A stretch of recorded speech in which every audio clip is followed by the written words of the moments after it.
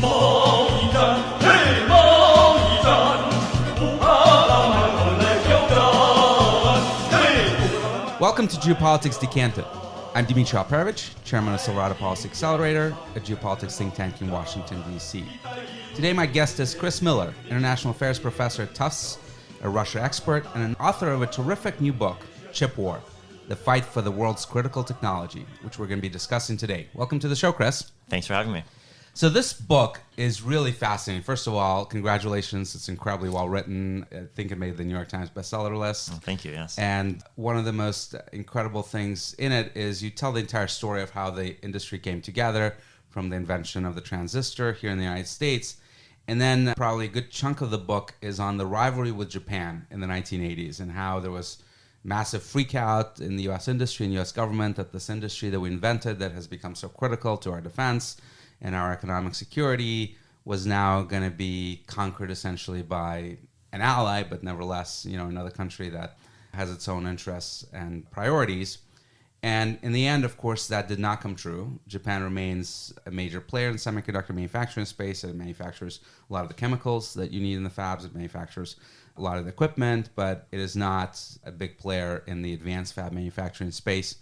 So when I look at the rivalry that we now have with China, do you think we're freaking out unnecessarily and we're perhaps overly concerned about China's ability to eclipse us in this space?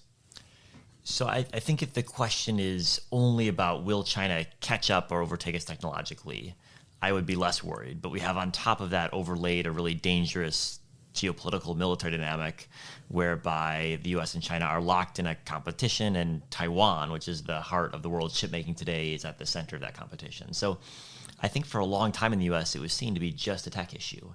But it's not just a tech issue, it's also a political issue. And that's why there's different layers of risk layered on top of this, which makes me more worried than I otherwise would be. Yeah, and of course the counter to this argument is that, and you also talk about this in the book, that while Japan has failed to become a huge player in this industry, Taiwan has not. And talk a little bit about TSMC and its evolution, and why is it the number one player in chip manufacturing, both advanced chips and a huge player in the what I call the foundational chips or mature chips too. So TSMC was founded in 1987 by a engineer named Morris Chang, who's played a critical role from the earliest days of the industry all the way up to the present. And he spent his early career at Texas Instruments in Texas and was passed over for the CEO job and was looking for something new to do and was approached by the Taiwanese government and given essentially a blank check to start a new company. And he, at the time, was testing out a new idea for manufacturing chips. Before that point, almost all chips were designed and manufactured by the same companies. But he realized that chip making was getting more complex, more expensive, and that there would be benefits to only focusing on the manufacturing and manufacturing chips for many different customers. And the key benefit was that let him scale, because he's not just producing chips for one company, but for lots of different design houses. And so the result of that is that TSMC is the world's largest chip maker today that produces economies of scale that drive down costs, and it lets TSMC hone its production processes over lots of different chips, because you learn over each chip you produce. And so the more chips you produce, the more advanced your technology becomes. One of the most interesting things that I think is so fascinating about TSMC is that you had U.S. industry that basically in the late 90s and early 2000s essentially voluntarily gave up its advantage, right? And particularly in the mature nodes, they said, well, this is commodity, the margins are low, we don't need to manufacture that, let's give it to TSMC. And lo and behold, 10 years later, TSMC becomes a major player in the mature chips and says, well, we have all this cash, we have all this expertise, let's go and advance chips as well. And Apple comes along that needs a partner and becomes a major customer of TSMC and really a critical partner as well. I mean, I think most people don't appreciate how involved Apple is in the manufacturing of chips in Taiwan, and that it literally has thousands of engineers on the ground at TSMC. Do you fear that China is going to leverage the same progression of they're doubling down on these mature chips, and eventually if you have enough expertise, you're going to figure out the advanced stuff too? So I think China would like to pursue the same strategy, and in some ways it is, but there's some key differences. The first key difference is that Taiwan was basically welcomed into the chip ecosystem by the U.S. It was a country governed by a friendly government. There were deep connections between customers in Silicon Valley and manufacturing in Taiwan, and no one saw Taiwan as a threat. There was no concern, nor was there any government regulation that limited ties with Taiwan. Today, obviously, the relationship with China is quite different. A couple of years ago, you might have hypothesized that China would be able to keep moving up the value chain, accessing most types of tools. But now we've got a suite of different export controls, investment screening regulations, tightened CFIUS rules, all of which make it much harder for China to access advanced technology. Now, certainly China's going to try to domesticate some of this itself, but it's a lot harder to domesticate than it is to just buy components off the shelf, which is what TSMC has been able to do. I think the second difference is that TSMC's never had a choice but to export because the domestic market is tiny. In China, that's not necessarily the case. And I think there's a chance that Chinese firms and Chinese policymakers decide to focus domestically because they do have a large market. That's probably not going to be a good strategy in the long run because China's 20% of GDP, the rest of the world's 80% of GDP. And so if Chinese firms do focus domestically, they could make some money over a medium-sized market, but you're much better off selling to the global market. And so I actually think China's market size might distract the government and firms away from optimal policy and have them focus domestically and actually lose the ability to sell competitively to the rest of the 80% of global GDP. That's really fascinating. So you mentioned the export control measures. There have been a number of things that the United States has been focused on, both initially specific companies that it would put on the entities list, starting with Huawei and continue on with others. And then on October 7th, we had this really unprecedented the export control measures that came out from the Commerce Department, from Bureau of Industry and Security. And one of the things it did is not just limit the equipment that China may buy, but it actually limited the access to U.S. persons, green card holders and citizens that can work on these technologies in China. And one of the things you really highlight in the book is how much, whether it's in Taiwan or China or even in Japan, how much of that industry was based on expats that went to work in the United States, got citizenship or green cards, and then went back to their own countries. Morris Chang is a good example of that, and helped to build those industries. And the same is true in China, isn't it? That you have a lot of U.S. citizens that now will have to make a choice. Do I continue working in China and give up my U.S. passport or green card? Or do I get out of this industry and make maybe less money? But given what Xi Jinping is doing in the country in terms of cracking down on dissent and reestablishing a very strict form of authoritarianism, that's a hard choice for them, right? Well, I think it is, and there's been some good public reporting by the Wall Street Journal and others tracking what decisions the CEOs of some Chinese chip firms are making. And it's hard to get good data. We've got more anecdotes than we have data. But I think the trend is, as you suggest, that when foreigners are given a choice, or when dual citizens are given a choice, choose China or choose the rest of the world, it's hard to choose China. There are strong disincentives at play. And I think it's partly the export controls, no doubt, but it's also the domestic politics in China. And the third factor is 10 years ago, it was easy to convince yourself you were going to get rich working in the Chinese tech sector. And today you can still make a lot of money in the Chinese tech sector, but insofar as the best examples of tech entrepreneurs like Jack Ma and others have been taken down many notches over the past couple of years, I think it has taken some of the excitement out of working in the tech sector in China. One of the things that I get frustrated about with this debate on advanced chips versus mature chips is that we've certainly had a focus on getting to smaller and smaller process nodes, smaller nanometers in terms of innovation. But it does feel like we're starting to lose the forest for the trees a little bit right now because, as you highlight in the book, 90% of all chips are actually not advanced chips. And the key uses for advanced chips are gaming devices, your Xboxes and PlayStations, it's your phones and laptops, and AI and supercomputing. But at least in 2 out of 3 of those, I would argue we could live perhaps for a few years without advanced chips and would survive. Not sure the gamers out there would agree with me, but nevertheless. But when you look at national security use cases, virtually all of our weapon systems are not advanced chips, right? You need reliability for them, you need mass production, and also in many cases, you actually can't solve the problem with advanced chips because you need greater power. In lots of cases, whether it's electronic warfare radio communications, many other things, you actually need 45 nanometer chips or even 160 nanometer chips because you have bigger transistors that can emit more power. Do you think that from a policy perspective, by focusing so much on advanced chips, and if you look at the Chips and Science Act that passed last year, $52 billion in subsidies plus another $25 billion in tax breaks, more or less, almost all of it directed at advanced chips. Are we seeding the market for what we actually need the most, by volume certainly, which is what I call foundational chips or mature chips? So I think it's a hard question because the answer is you need both.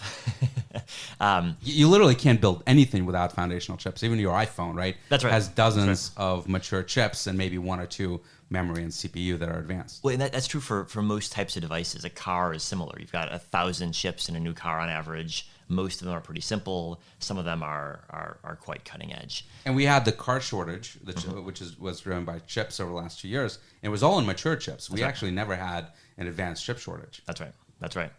I think there's no doubt that we'd like to have more mature chip production, either in the U.S. or just outside of China and the Taiwan Straits. I'm happy with new production in Japan and new production in India and anywhere else as well. I think the other question that has to be asked, though, is how do you durably get more production? And one of the ways that the foundry companies like TSMC in Taiwan work is that they'll bring online a new generation, build a new factory for it, and then keep that factory producing at that generation indefinitely. So they end up getting lagging edge chips after 10 years' time when their formerly leading edge chips are no longer cutting edge. And so one of the reasons Taiwan is such a big producer both of leading and lagging edge is because it built a lot of leading edge in the past that turned into lagging edge. And so I think it's hard to imagine that we're going to be subsidizing semiconductors in a way the CHIPS Act is doing indefinitely. And so I think the Commerce Department isn't wrong to think about how do you set in motion business models that might keep investing in the long run and have some of their current day leading edge production be online long enough to be lagging edge production in 10 years' time. But that's not to say we don't need to be thinking about both, and we need, especially in a crisis scenario, in Taiwan in the next couple of years, we're going to need a lot of lagging edge chips because Taiwan is both the producer of 90% of the most advanced chips, but also over a third of the new computing power the world adds each year comes from Taiwan, and much of that is in more mature node chips. You know, I actually think that we absolutely need to change the language here. When we talk about lagging edge, when we talk about mature, who wants to be a leader in mature, right? In fact, you don't want to be called mature in pretty much anything. And the reason I like foundational is the analogy I often use with policymakers is critical materials. So when you think about carbon fiber, right? We invented carbon fiber. It's a more durable, much more advanced form of material that you can build planes out of. You can build the Boeing Dreamliner passenger jet out of it. And yet 20% of the Boeing Dreamliner is aluminum, 10% is steel. So without steel and aluminum, without these foundational materials, you don't have a Boeing Dreamliner, you don't have anything. And yet you can build plenty of stuff without carbon fiber. And that's really my analogy of foundational chips versus advanced chips, is that you can build a pretty good iPhone with 28 nanometer CPU that few people will notice is maybe just a little bit slower than your current iPhone, but you will not be able to build an iPhone or pretty much anything without power management, without battery, without Wi-Fi, without screen control and everything else that is driven by mature chips. And I'm curious, you just returned from Taiwan. One of the things I've been hearing from people around TSMC is that they're getting very concerned that with this policy, clear policy to stop China's progress in advanced chips, which I think is becoming really effective, right? We're preventing them from buying ASML machines. We're preventing them from buying U.S. equipment and now Japanese equipment. And we'll probably slow them down, I don't know, maybe even perhaps 10 years in this space. But what that's going to allow them to do is say, okay, we can't produce anything below 60 nanometer. Let's double down on mature chips, which is a huge market. And I've been hearing that TSMC is concerned that because of the Chinese subsidies in the foundational space, that will drive them out of business and they're just going to double down on advanced. Have you been hearing that in your travels? So I think there's a lot of concern about Chinese subsidies in foundational, if we'll call it that. And I think we're right to be concerned. If you look at the capacity build out in China, it is dramatic. I think we should assume that the chips that are eventually produced from those new facilities will be sold at below market rates, no doubt. And so then the question is, will anyone buy them? Now, that's a bit of an open question, I think. I mean, there's some uncertainty around If they're that. cheap, why wouldn't they buy them? Well, so I think for Western firms, I think there will be some hesitance about buying chips made in China, because the trend right now is for electronics firms, auto firms to design out Chinese chips from their supply chains. But I think Chinese customers will probably prefer and maybe even be forced to buy some of them. And so that does present a problem, because China's an end demand for 20 to 25% of the world's chips. Most of those are still imported today. And so that implies a market share shrinkage for non-Chinese firms, Taiwanese, Japanese, American, European. And then the question is, what are you going to do about it? Traditionally in dumping scenarios, of which this would be one, you impose a tariff on imported goods. But actually what we're probably talking about is Chinese chip makers dumping on the domestic market in China. And so traditional trade policy remedies aren't going to work, I don't think. And there's not a good strategy yet as to what to do. There's realization in Taiwan, in Japan, in Europe, and in the US that this could be a problem, may well be a problem. I think in industry, there are some firms that are more exposed than others. For example, in the auto supply chain, auto customers have some unique safety, reliability, temperature requirements. And so I think it's less likely that firms that specialize in auto chip production in the US or Europe or Japan will actually face real competition from Chinese firms, because... But aren't you concerned about counterfeit and the fact that it's easy for the Chinese to slap a Texas Instrument label on a chip, and who's going to know where it came from? Yeah, that's certainly a concern. It certainly already happens to some degree. The scope will increase. I don't know if that's going to be large enough of a problem to be a real commercial issue for Western firms. I think the companies that are most at risk are actually the foundries in East Asia. So it's TSMC, it's UMC in Taiwan, and a couple of others who are largely producing at the lagging edge or the mature edge commodity runs, who will be most exposed to direct price competition. So that is so interesting, because for the last 15 years or so, both TSMC and UMC have been expanding their business in China, have been training Chinese workers in this industry, essentially creating their own competitors. Why were they so myopic, both from a business perspective and then from a national security perspective? The Taiwanese have been talking for 20 years about this idea of a silicon shield, which I'm not sure I buy, but the idea is that if we have control in the semiconductor manufacturing, China will never invade us. It seems to me that it might be a silicon honeypot, not a shield necessarily. But if you do believe in the shield, why would you enable your adversary, your competitor, to develop the necessary skills by investing in those factories? That just never made sense to me. So I think there were a lot of chip companies, not only Taiwanese ones, that were induced to invest in China by essentially a deal they struck with the Chinese government. They invested a bit and they got access to the Chinese market. You saw US firms, you saw Japanese firms, you saw Korean firms make exactly the same bet. So the Taiwanese firms aren't unique in that regard.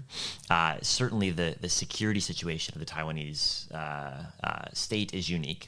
But in Taiwan, over the past 20 years, there's been different governments. And under KMT rule, for example, we've seen much more excitement about trade ties on the thesis that thicker trade ties would produce better relations. I don't think that's panned out, but that was the theory. And in the Taiwanese chip industry, a lot of people made a lot of money selling to China and working in China. And for a long time, Chinese chip firms were notorious for paying 3x or 4x the salaries for Taiwanese workers to move across the straits and work for a couple of years. I think that dynamic has changed a lot. I think the mood in the Taiwanese chip industry has changed, and Taiwanese politics has changed, and the U.S. crackdown has reverberated throughout the industry in big ways. How do they feel about the export control measures in Taiwan? Do they like them? Do they have concerns about them? I think it depends who you ask. I did a public event with Morris Chang, the founder of TSMC, a couple of weeks ago in Taipei, and he publicly said, I think for the first time, that he supported the export controls. I think you can find other people in Taiwan who are worried that this will impact their ability to do business. It doesn't directly impact Taiwanese firms, but there could be second-order effects. And although the Huawei order that came before these export controls, I think impacted 15% of TSMC's business, because it was the second largest customer at the time. Yep. And that was an interesting case. It was at a time when the chip market was pretty tight, and so TSMC basically didn't have any impact from the Huawei controls. Now, currently we're in a much different chip market. It's a downturn, and so companies are more sensitive, I think, to making sure they're not losing access to their second biggest customer. Though for TSMC now, their biggest customers are largely American firms, Apple chief among them.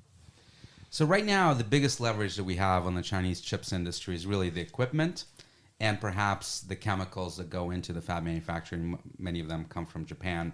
On the equipment, you have three countries, the United States, Netherlands, and Japan.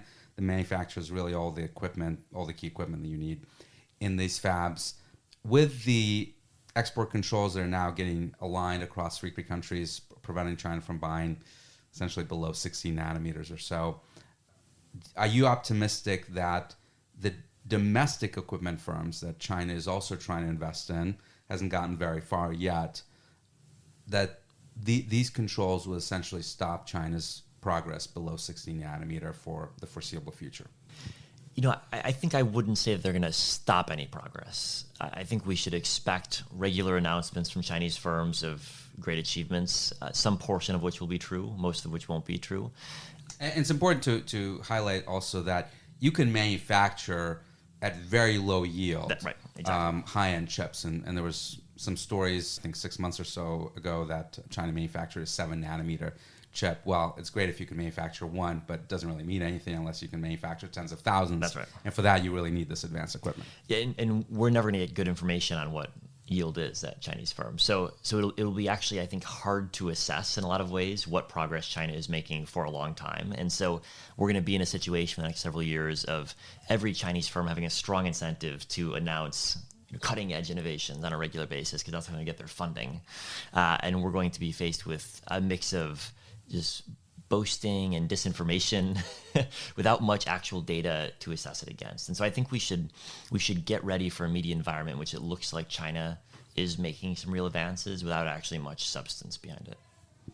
Robert O'Brien, the former national security advisor under the Trump administration, made some news a couple of weeks ago when to a reporter he said that should the Chinese try to invade Taiwan, the fabs will get destroyed, strongly implying that the U.S. military may destroy those fabs. I imagine the Taiwanese are not super happy about comments like that talk about the destruction of their fabs. But realistically speaking, if we think that Taiwan is going to fall, isn't it in our best interest to make sure that China does not get a hold of the fabs and the equipment in those fabs that is going to be so key to their dominance of the chips industry? You know, I think in any scenario where missiles are flying or it's a real wartime scenario, the facilities are highly likely to get just fatally damaged. They're massive facilities full of the most precise machines ever made, explosive chemicals, and they require huge amounts of energy, chemicals imported from the US, Europe, and Japan, regular software updates to the tools, and the engineers all need to be there at the same time. So even if nobody bombs them, the likelihood that they're working after a month or 3 months or longer of warfare seems highly implausible to me. And so in some ways, I think O'Brien's comments address a hypothetical that is highly unlikely to be ever reached, because it seems to me that the moment shooting starts, the chip industry in Taiwan is irrevocably damaged. Predictions are always hard, especially about the future, but I'm going to ask you anyway. So 10 years from now, we'll have the CHIPS Act in place. Europeans are passing their own CHIPS Act. Koreans are providing subsidies. We have the export control measures that we presume will only get tighter and tighter on China. Where do you think the chips industry will be? China, Taiwan, the rest of the West? You see them being maybe where they are today, or do you see dramatic changes developing? So I think in terms of the technological hierarchy of China being meaningfully behind what's collectively possible to produce, that would be my base case persisting into the future. Which doesn't mean that China doesn't make any advances. It just means that the rate of advances isn't faster than the rate of advances in the West. In terms of the distribution of where chips are made, I think there's no doubt you're going to have some reduction in Taiwan's importance. But that's not saying much because Taiwan is so important today. And the question is what rate? The CHIPS Act is certainly going to get a round of new investment in the United States. The question is whether it gets a second round and a third round. And I wouldn't be someone who would bet on a second or third CHIPS Act. And so the question is going to be, do we invest this round of funding in a way that catalyzes multiple private sector rounds in the future? And I hope the answer is yes, but that's still an uncertainty that we've got to operate around. And if the answer to that is no, then I think TSMC's preferred strategies to invest domestically, Samsung's preferred strategies to invest domestically. And there's a question of Intel, which we haven't discussed yet. Intel will invest naturally a lot in the United States, but Intel's in the midst of trying to catch up to TSMC and Samsung and may or may not succeed. There's a really interesting story in New York Times a few weeks ago about how TSMC's investments in the U.S. are going with the Arizona fab that they are committed to, and that there's a lot of on-the-record and off-the-record complaining from TSMC personnel about the labor costs in the United States, construction costs, the time that it takes to get permits, and how those fabs are so much less economical than they are in Taiwan. And then there's what I thought was potentially some pretty racist critiques from Taiwanese managers about American propensity to do hard work, which I'm not sure is fully accurate. But the reality is that there's no question that fabs in the U.S., even with the subsidies, are still much less economical than they are in other parts of the world for a variety of different reasons. They'll be really hard to solve, just structural reasons, labor costs and environmental permits and so forth. Is that going to limit our ability to really have independence here in the United States and, frankly, in Europe and other major advanced economies? So I think the cost issue is a big one, but I think more of it is solvable than we think. So first off, on labor costs, over the lifetime of a new facility, 70% of the cost is machinery. And that costs the same no matter where you put it. So we're only dealing with 30% of the lifetime cost. And there aren't that many people in a fab. And even in Taiwan or Korea, they're not that cheap. So labor costs are part of the story, but they're actually a surprisingly small part of the story. I think if you look at the cost of power, water, other inputs, land, those are all important factors. Those are solvable factors. You can. In fact, we have plenty of power and plenty of water here in the United States compared to Taiwan, which has very little. Although we are building facilities in Arizona, so I don't know about the water situation there, but they recycle most of their water. That's right. Yeah. So I think those are solvable issues. On permitting, we're worse than Europe right now. So with no offense to my European friends, that suggests we have some pretty plausible steps we could take to make the situation better. We're actually the worst in the world when you look at any major market for producing semiconductors. And so all that to me suggests that there's progress that can be made. The challenge is that, look at permitting. It's federal level, it's local level, state level. There's a lot of different people who need to get on board, pushing in the same direction. And if you're Korea or Taiwan, where the chip industry is so important, their permits get approved right away because everyone understands why this is such a big issue. Whereas in the U.S., semiconductors are one of many industries that don't always get what they want. We don't often talk about Korea, but it is actually a huge player in this space. Samsung, one of the top manufacturers of advanced chips. They're a big player in memory, and they have, in addition to Samsung, they have SK Hynix as well, but they also manufacture processor chips, logic chips. And do you see Korea sort of becoming the next Taiwan? Because they do have significant advantages, government subsidies, major industries that are sort of almost government industries in a way, or more or less, are certainly heavily supported by the government, cheaper labor costs. Do they have an opportunity to say, you know what, we have maybe slightly less difficult situation geopolitically, although we have North Korea to worry about, but maybe not an immediate problem, and we can take a lot more orders, build a lot more fabs, and allow companies like Apple and others that are concerned about the potential of invasion to diversify? Well, I think Samsung's been trying that with not as much success as they would have liked. There's a couple of reasons why Samsung has struggled to keep up with TSMC and Foundry. One is that, as you mentioned, the company's chip business really specializes in memory, and they're at the top of the memory business, which has been a good business for them to be in. But I think it does have the effect of making the logic side of the house be the second tier. The second issue is that Samsung competes with many potential customers. So Apple used to produce chips with Samsung, and then after a very acrimonious divorce, moved to TSMC. Both firms produce smartphones. There were a lot of concerns on Apple's side that Apple's innovations were being ported over to Samsung. And Samsung, because it's a sprawling conglomerate that produces all sorts of devices, ends up in a position of competing or potentially competing with a lot of potential customers. Whereas TSMC doesn't compete with any of its customers because it doesn't do anything other than manufacture chips. And so TSMC has made that central to its marketing strategy, and customers take it very seriously. It's one of the reasons I think why TSMC has done so well relative to firms that are more integrated but also more competitive vis-a-vis their customers. And that's a problem for Samsung. Also, Intel finds itself in a similar position today. When you look at the advancements of chips, are we fighting the last war? Because the Moore's law really is dead now, right? And our ability to shrink is diminishing by the day. We're running into fundamental physics problems as we get to 2 nanometers, maybe 1 nanometer, but you have spillover effects of energy causing issues, heat problems, etc. Is the push going forward perhaps not going to be let's shrink transistors, but maybe do other things like chiplets, for example, and 3D and what have you? And if so, are we well positioned for that next generation of cutting edge advancements?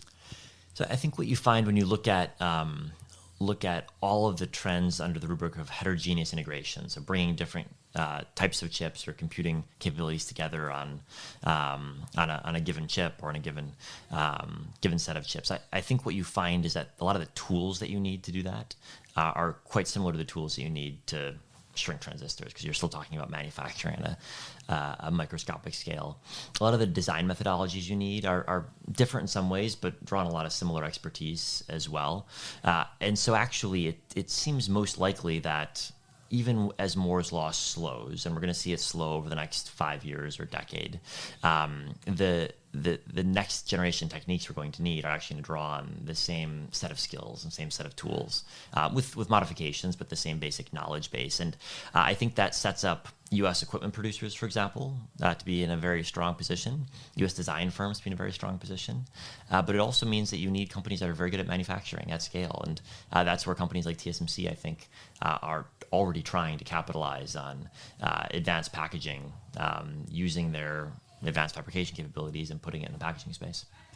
I want to talk a little bit about China's retaliation, because one of the things that happened just recently is that China announced a cybersecurity review of Micron, which is a US-based memory manufacturer, and whether their chips are safe for the Chinese market. A very peculiar investigation that I'm sure is not an accident given everything that we're doing to try to constrain China's industry.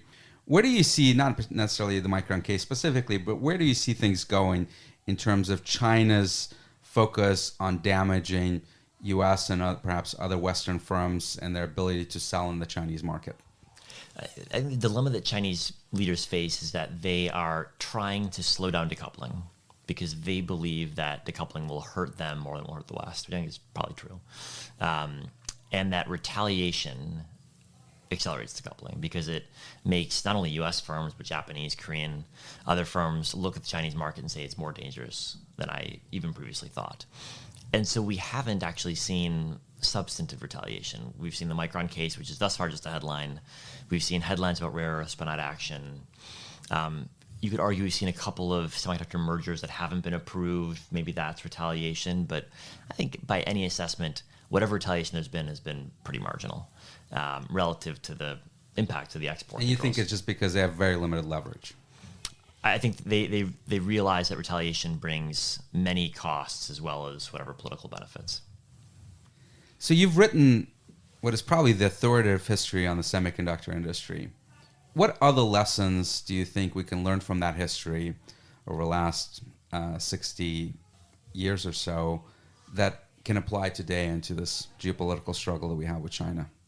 Well, I think the key lesson that I took away was that you hear people throw on phrases like supply chain, but you don't know anything about supply chains unless you've dug into a specific supply chain for a specific industry. And that's something that I think we collectively have done a bad job at in many industries. And in the chip industry, once you start doing it, you find all sorts of fascinating facts that until recently weren't really known in industry circles or in policy circles. The single points of failure, the reliance on Taiwan. And this is something that I think we need to be doing in more industries, because it's one thing to throw on phrases like decoupling. It's one thing to talk about economic influence of other countries, but unless you've actually mapped it out, you don't really understand what's going on. And it's hard to map out. There are so many different steps in the process, and there's so many countries it intersects with, but actually doing the work yields a ton of insights.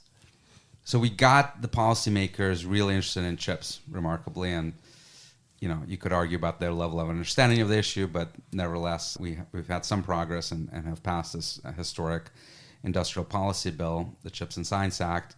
What other industries do you think we should be paying attention to that we may not be as focused on today?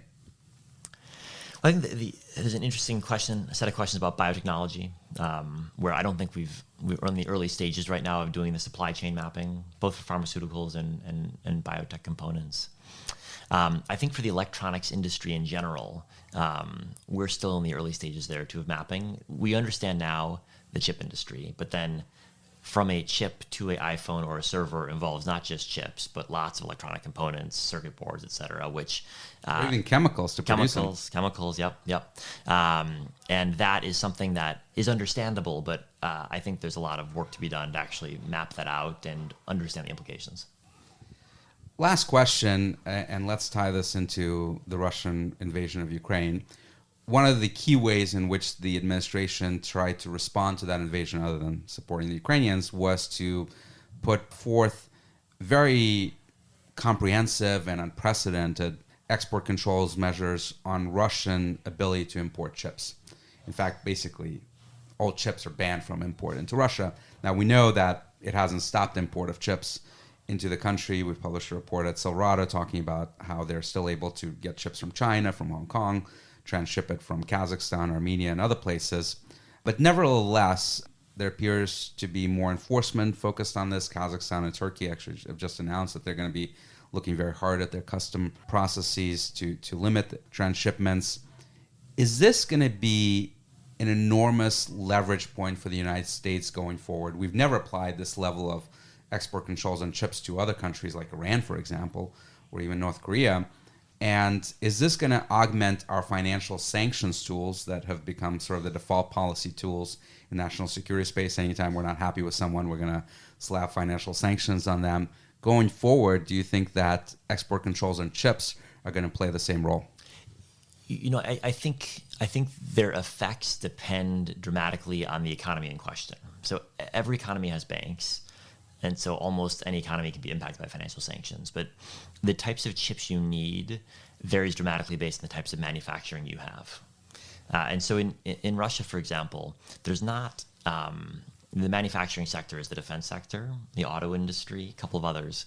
And the impacts have been quite interesting. In the defense sector, of course, we don't have great data. It's clear some chips are coming in. There are probably some supply chain problems. In the auto industry, there's been complete devastation, partly due to chips and other components as well. But Russia's producing around half of the autos it produced pre-war, which is really interesting. But that's an effect you would only have in a country with an auto industry. And so if you turn to North Korea, where there is no auto industry, it's not obvious. But there's a missile production industry, That's there's right. a nuclear weapons production industry, there's That's lots of things that still need chips, right? That's right, yeah. And so then the question is, on the defense industry. So defense industries are unique in some ways because they produce much lower production runs for many things. And so, for an auto, if you're going to produce, 1 million autos, you need 1 million of each type of chip. Whereas in defense industrial production, you don't produce 1 million of most things. If it's an airplane, you're going to produce in the hundreds. Missiles, it'll maybe be hundreds or low thousands. And so smuggling is much more viable in the defense industry in terms of the quantities. Now, Because we're talking about really small components that you can literally load in a backpack and cross the border, right? Yeah. Now for certain defense industrial uses, you need unique types of chips. So we know, for example, after 2014, the U.S. imposed controls on radiation-hardened chips that Russia, somewhat shockingly, was able to buy until 2014 from Western suppliers. And that caused huge problems in the Russian space industry. But that's a unique type of chip that is not in every dishwasher or iPhone. So for certain types of communication sensors, chips that are more niche in their application, controls are a lot more likely to be effective than something like a straightforward microcontroller, which is widely used in civilian devices. Well, absolutely fascinating discussion, Chris. The book is Chip War, The Fight for the World's Critical Technology. Highly recommended to everyone. Thanks so much for coming in. Thanks for having me. 要经历时代的别来将挡。